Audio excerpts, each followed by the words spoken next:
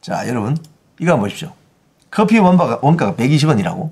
자, 이 방송 보시는 분들 중에 자영업 하시는 분들 많으시죠? 이게 원가 계산 방법에 원가 회계에 나오는 표예요, 표. 여기 보세요. 오늘 공부합시다. 자, 원가 계산 방법의 분류. 전부 원가 계산할 때, 뭐, 제품 원가, 기간 비용. 변동 원가 계산할 때 뭐 이런 식으로 있는데, 여기 보면 직접 재료 원가. 이재명 후보가 말한 커피값 원가 120원이라는 건 요겁니다, 요거. 직접 재료 원가. 에? 뭡니까. 커피 재료 수입해가지고 쓰는 그게 120원이다. 이 소리거든요. 쉽게 얘기하면. 이거 120원이 맞는지도 모르겠어요. 근데 여기에 일하는 사람은 원가 안 들어가나? 그죠? 노무 원가. 아니, 종업원들 월급 줘야 되잖아요. 노무 원가 들어가야 되죠. 변동 제조 간접 원가 이런 것도 있습니다. 변동 제조. 예를 들자면은 뭐 월세가 올랐다든지, 그 가게에 월세가 올랐다든지, 또는 고정 제조 간접 원가. 이게 뭡니까? 보증금 뭐 한 1억 내고 그 가게를 내가 인수했다.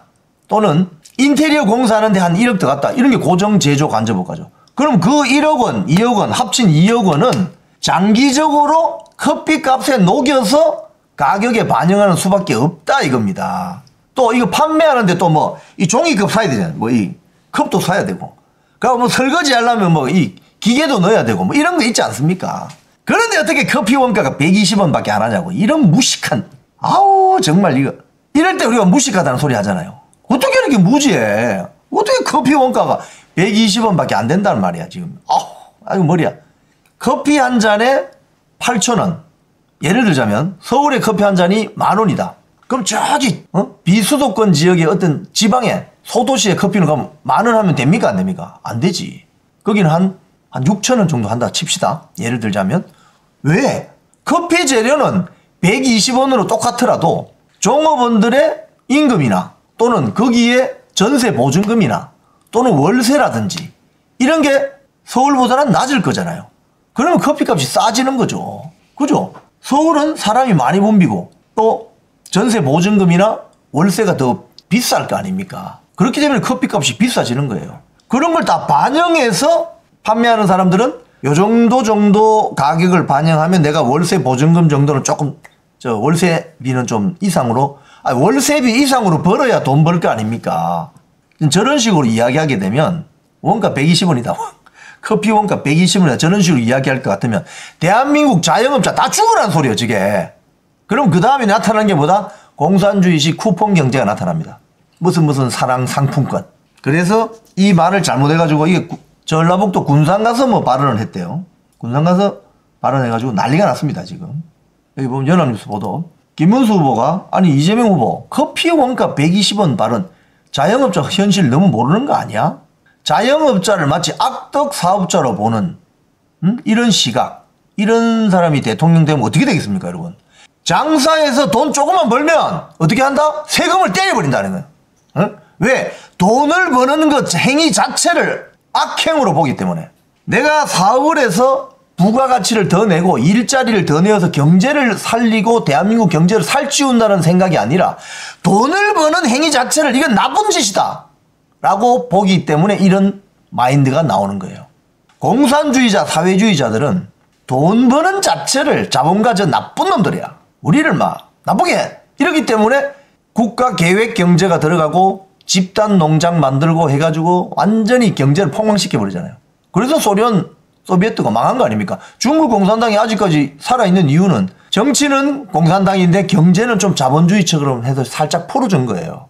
그러니까 네가 번 돈은 네가 가져가게 해줄게. 대신 정치 자유 이거는 주장하지 마. 이거예요, 중국은.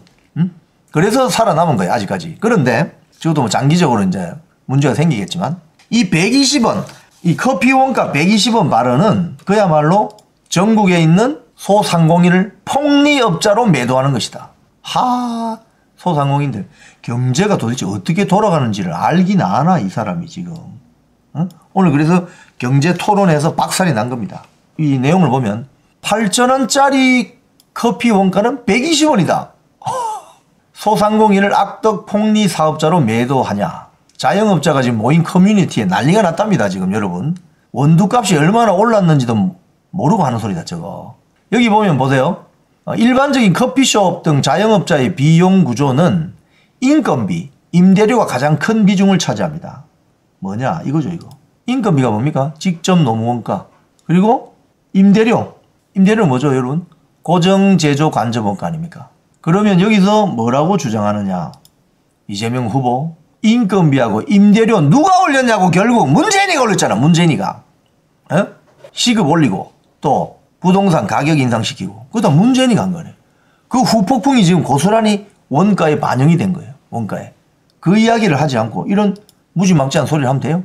직접 재료 원가가 커피 원가 120원이라고? 그러면 인건비, 월세, 전세 보전금 뭐 등등 이거는 반영을 안 하냐 이거예요. 이런 무지막지한 소리를 해서 지금 난리가 났다. 이 발언은 지난 16일 전북 군산 유세에서 나왔다.